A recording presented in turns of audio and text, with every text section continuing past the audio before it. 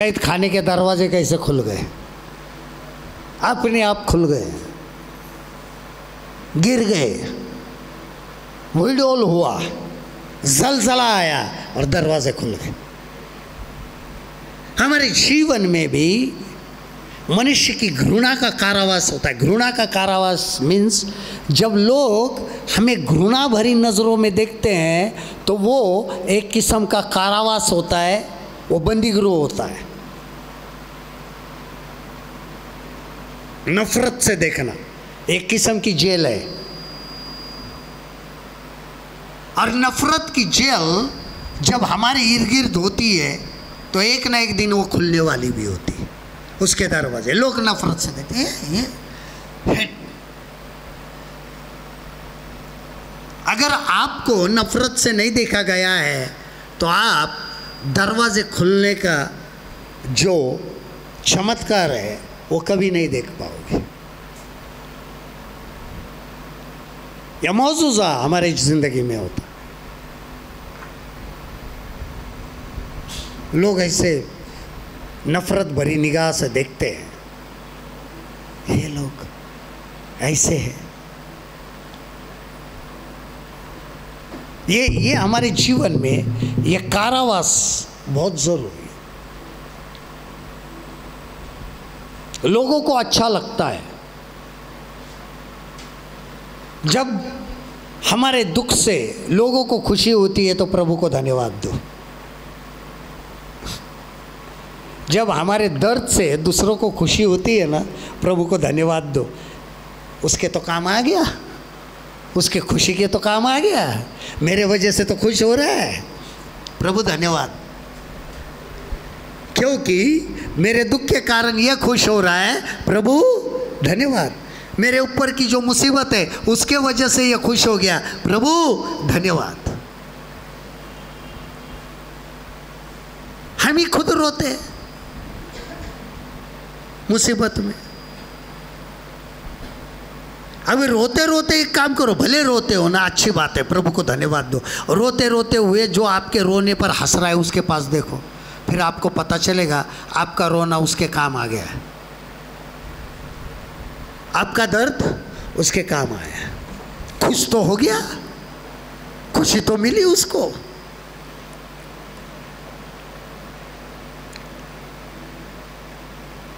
हमें तकलीफ देके अगर लोगों को खुशी मिल रही है तो अच्छी बात है ना। यीशु मसीह को कोड़े मारे जा रहे थे तो लोग खुश हो रहे थे।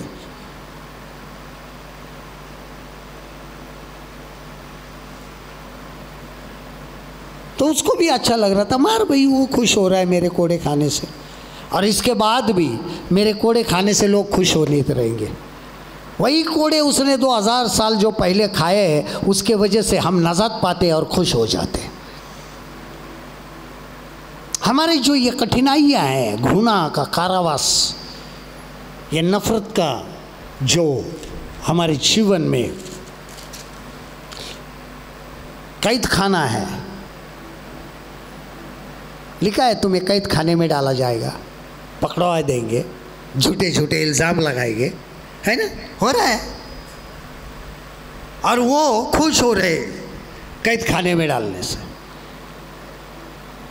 खुशी मिल रही उनको।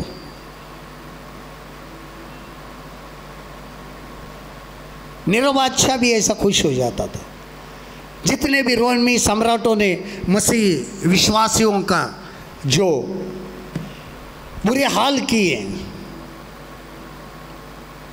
खुश हो जाते। ये बादशाह लोग जानवर को मारकर उसके अंदर की ऊपर की जो खाल होती थी उसको जो खाल निकालते थे, नरम खाल, गीली खाल, उसके अंदर मसीह लोगों को डालते थे, बाहर से सील देते थे। और कहाँ डालते थे? एक स्टेडियम रहता था बहुत बड़ा,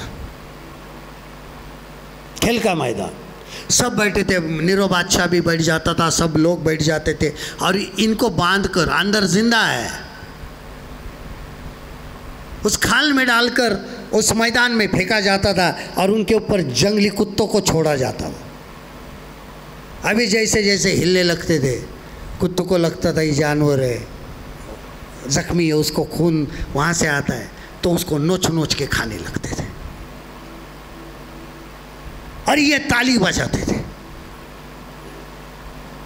डायोक्लेटिन, नीरो, ये जो बादशाह थे,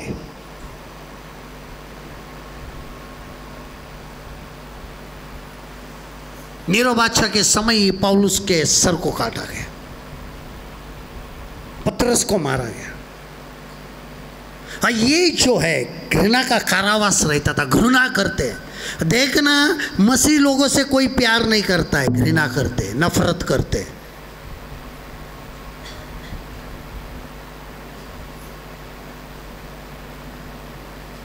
जितनी नफरत, जितनी घृणा अछूत लोगों से नहीं होती है, उतनी घृणा मसीह लोगों से होती है, इन लोगों। क्यों? क्योंकि सच्चाई की हमेशा घृणा की जाएगी, सच्चाई को नफरत भरे निगाह से ही देखा जाएगा,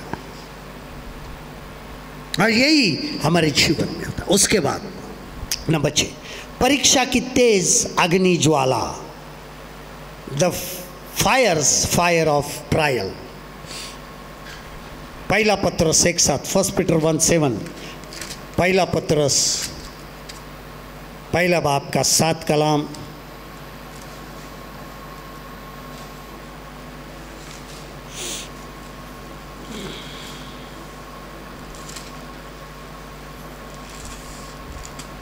पहला पत्रस पहला अध्याय 7 पद।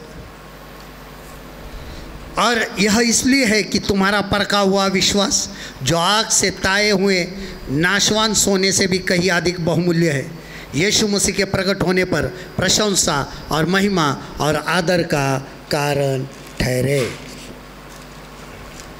और ये इसलिए है कि तुम्हारा आजमाया हुआ ईमान, जो आग से आजमाए हुए फ़ानी सोने से भी बहुत ही बेशकीमती है, यीशु मसीह के ज़हूर के वक्त तारीफ और जलाल और इज़्ज़त का बाइस ठहरे। हमारा परखा हुआ ईमान, आजमाया। ईमान को क्या किया जाता है? आजमाया जाता है। विश्वास को क्या किया जाता है? परखा जाता है। अगर हमारे विश्वास की परख नहीं हो रही है तो इसका मतलब है अभी तक हम ईमान में आए ही नहीं है, विश्वास में आए ही नहीं है। विश्वास में जिस दिन आओगे आपका ईमान परखा जाना शुरू हो जाएगा, आपका विश्वास आजमाया जाएगा, परखा जाएगा। सोना जब तक मिट्टी में है वो सोना नहीं है। वही नाशमान सोने की परीक्षा आग से की जाती है। जब वो सोना आग में डाला जाता है, उसके अंदर की जो भी तासीरें होती हैं, जो गंदगी होती है, वो जल जाती है, तब खरा सोना निकलता है। तो असली सोने की परख आग से की जाती है। उसी प्रकार हमारा जो ईमान होता है, हमारा जो विश्वास होता है, उसकी परख आग के द्वारा की जाती है, कठिनाइयों से की जाती है कि क्या आप भी तुम ईमान में हो या नहीं हो, विश्वास रखते हो या नहीं रखते हो।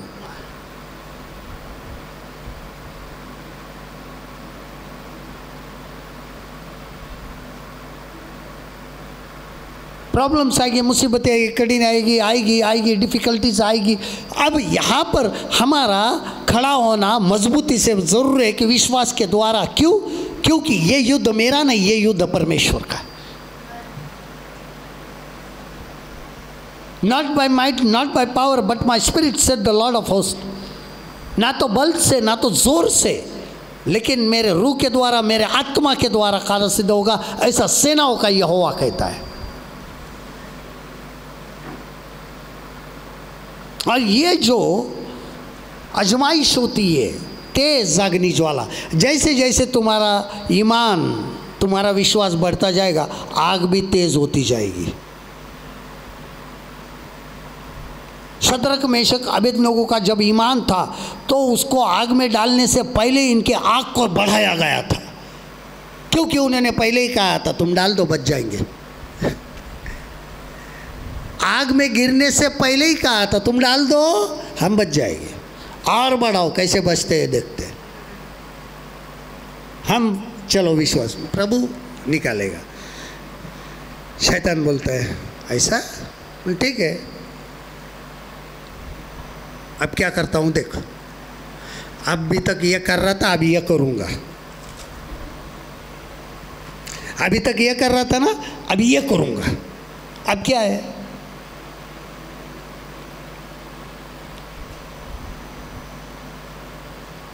अब क्या करोगे।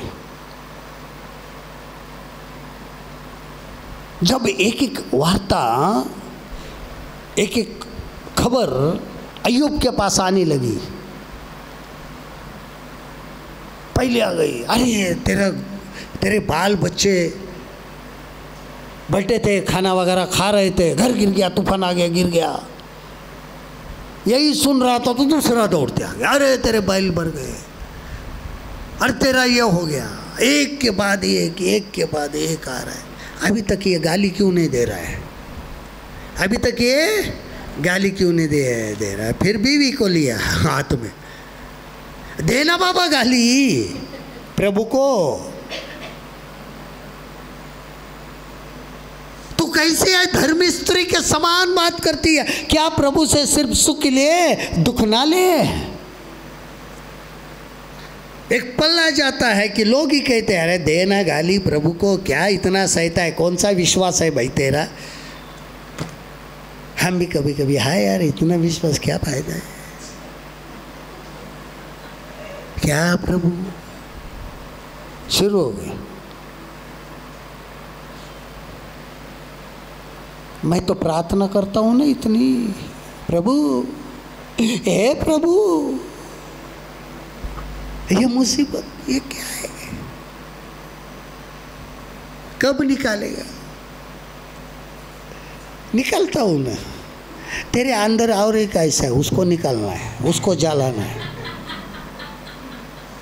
अभी उसके लिए और आग तेज करनी पड़ेगी तब वो निकलेगा, तब वो पिघलेगा। अभी तक तो 50 फ़ारेनहाइट थी, उसको तो 100 फ़ारेनहाइट पे लेके जाना है, और बढ़ेगी तब वो जलेगा, तब तक नहीं जलेगा।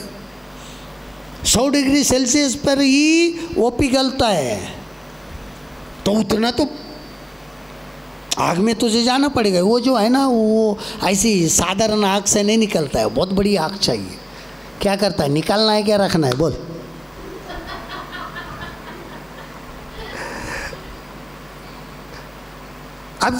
अब हमें सोचना है हमारे अंदर की ये बुराई निकालनी है या रखनी है। अभी जिस किस्म की बुराई रहेगी उस किस्म की आग रहेगी परीक्षा की। अब तू क्या करता है, अब तेरा विश्वास कितना है,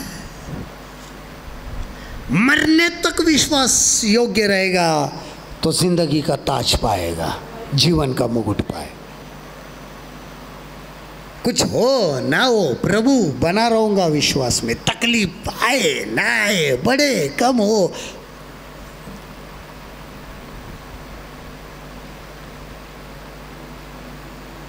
वो आग हमें क्यों महसूस होती है, इसका कारण मैं बताऊं।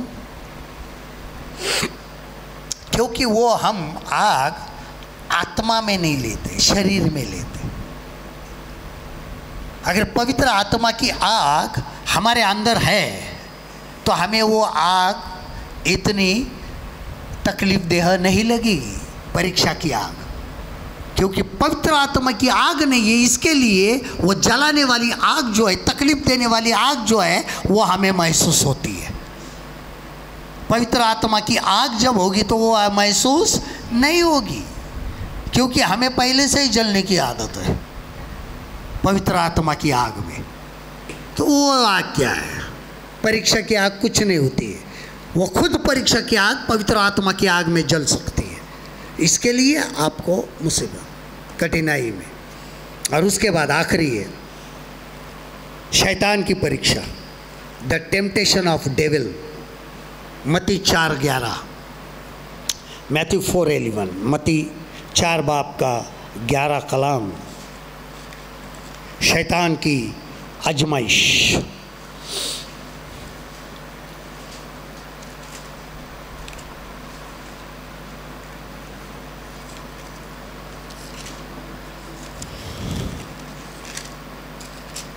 मैथ्यू 4:11, मत्ती 4:11। तब शैतान उसके पास से चला गया और देखो स्वर्गदूत आकर उसकी सेवा करने लगे, है ना। परीक्षा ली यीशु मसीह की, फिर चला गया। तब इब्लीस उसके पास से चला गया और देखो फरिश्ते आकर उसकी खिदमत करने।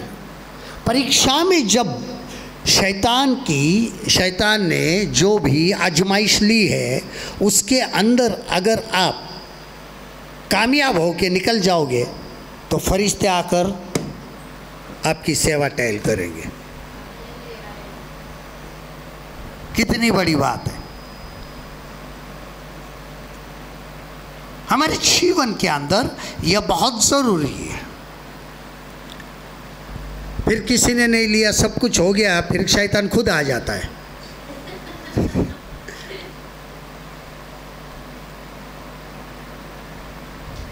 पौलुस की परीक्षा ले लेके शैतान के दूत जो है ना वो थक गए थे। आखिर में शैतान के दूत कहने लगे, देख भाई तू तो हमारा सरदार है, हम तेरी बात मानते हैं, लेकिन एक बात नहीं माने, तू दुनिया में किसी के भी पास भेज, ये पौलुस के पास मत भेज।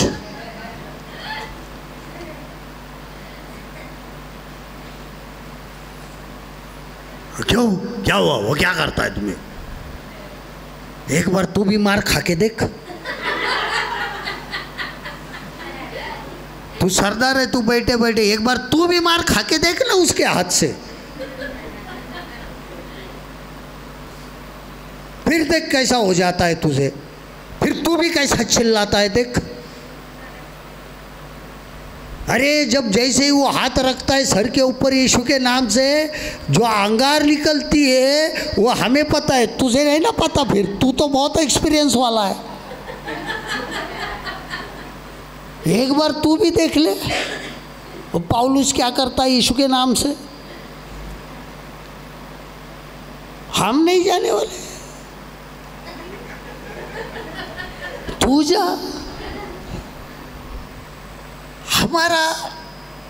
हमारा विश्वास जब इस लेवल पे आएगा ना कि शैतान के दूध भी कहने लगेंगे हम नहीं जाते, शैतान तू जा, तब समझ लेना आप कहीं थोड़े बहुत मसीहत में आ गए हो। ज्यादा नहीं, थोड़े बहुत, क्योंकि बाद में तो वो आ जाएगा। अभी फिर वो आ जाता है, बाएं भी ऊपर कर देखता हूं।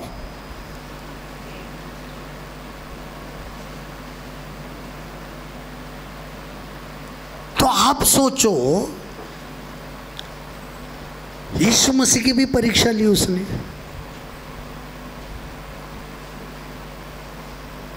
जब उसका बपतिस्मा हुआ, पवित्र आत्मा उतर के आया, नहीं? सोचने लगा। बपतिस्मे के पहले सोच रहा था, जब ये उसको हेरोदस ने मारने के लिए भेजा था ना, शैतान ने ताबा लिया था। मैं तो शैतान देखो, मैं तो उसको जानता हूँ वो स्वर्ग में क्या है, उसको मैं अच्छी तरह से जानता हूँ। वो स्वर्ग में जो है उसको मैं अच्छी तरह से जानता हूँ, और वो इतना साधारण जन्म लेगा है, मेरा विश्वास नहीं है। वो जहाँ पे बैठा है ऊपर, उसको मैं जानता हूँ। उसने तो लात मार के मुझे फेंका है, अब वो ऐसा इतना छोटा।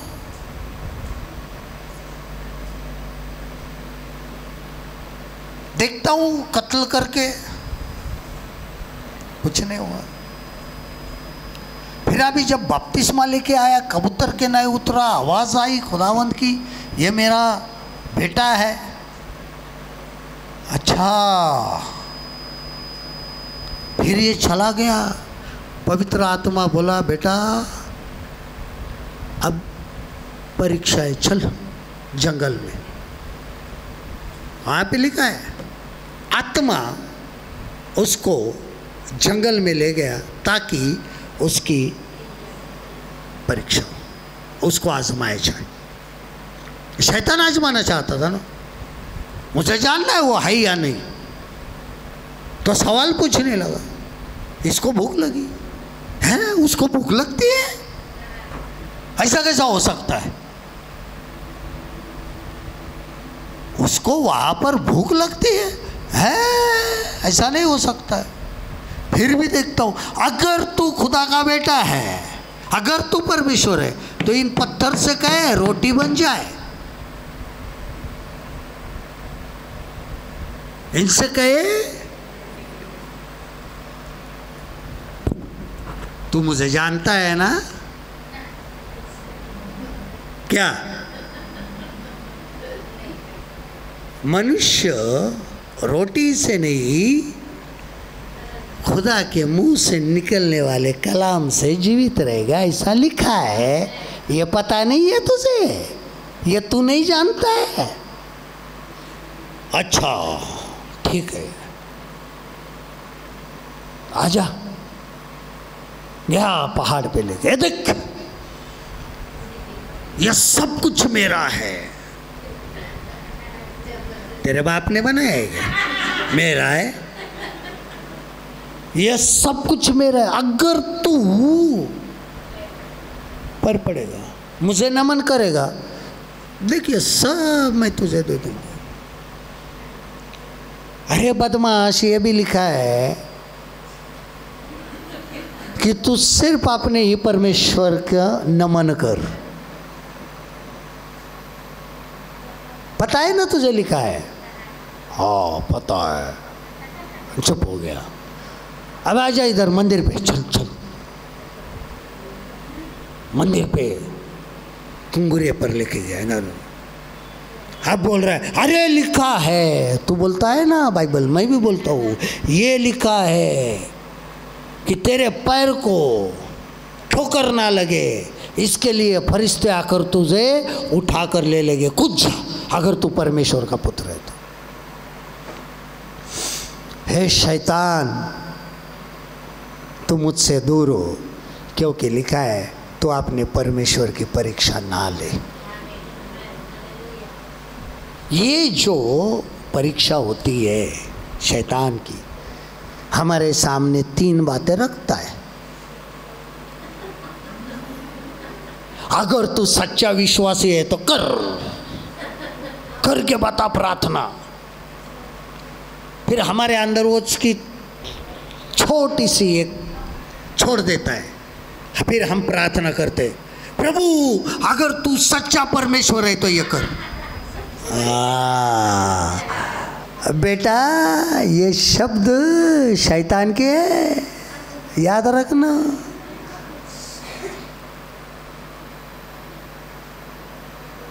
जैसे तुम बोलोगे ना, अगर तू परमेश्वर है तो ये कर, समझ लेना तू किसका बेटा बन गया है, किसकी औलाद बन गया है तू।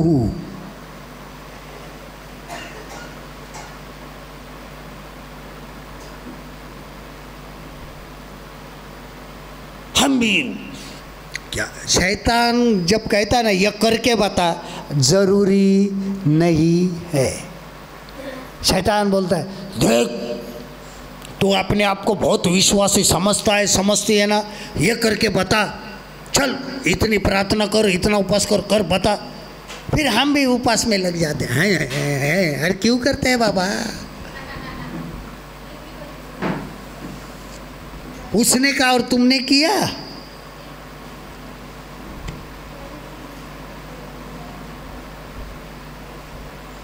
फिर उपवास रखने को ये करेगा। हम भी कभी कभी जब मुसीबत आते, fasting prayer, fasting prayer, fasting prayer, और फास्टिंग प्रेयर में सामने हर जगह बिरयानी बिरयानी लेके रख देगा। फिर फास्टिंग भी करनी, ये भी करना है, फास्टिंग भी करनी, ये भी करना है। अब बोलता है देखा,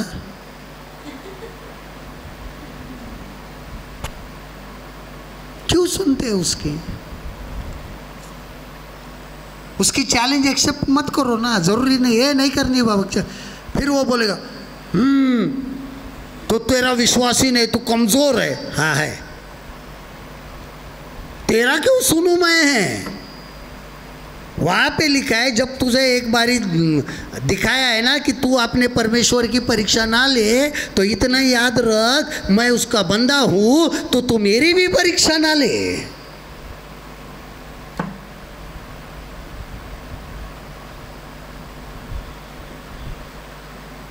जब कठिनाई आती है तो उसका सामना करने के लिए तैयार रहना बहुत जरूरी हो जाता है। और यही हमारे जीवन के लिए बहुत जरूरी बात है कि ये 7 कठिनाइयां जो हैं, कठिनाइयां ये आएगी, लेकिन इसके अंदर हमें मजबूती भी आ जाएगी, इतना याद रखो। और ये 7 कठिनाइयां हमारे सामने ही है, हर रोज रहती है, तो उसके ऊपर जय पाना हमारा फर्ज है। हमें उसको फाइट करनी, हमें उसको उसके सामने जाकर डटकर खड़ा होना है। अगर हम विश्वास रखते हैं प्रभु पे,